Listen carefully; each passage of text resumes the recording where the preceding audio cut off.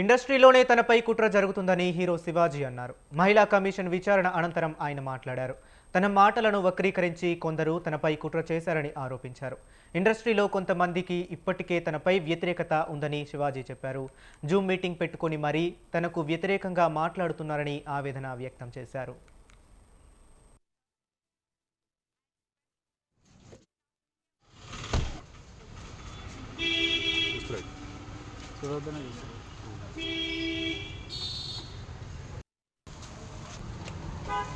Okay, close.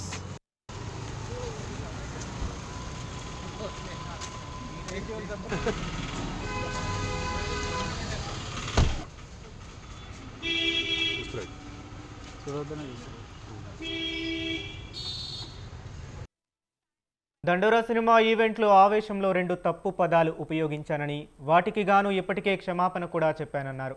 మహిళా commission ప్రభుత్వ సంస్థ కావడంతో గౌరవంతో వచ్చి వివరణ ఇచ్చానని తెలిపారు. తాను తండ్రి పాత్రలో ఉన్న వ్యక్తిగా పిల్లలకు హితబోధ చేసిన ఉద్దేశంతోనే మాట్లాడానని, అందులో చెడు ఉద్దేశం లేదని స్పష్టం చేశారు. ఈ వ్యవహారాన్ని ఇక్కడితో ముగించాలని కమిషన్ను కోరారు.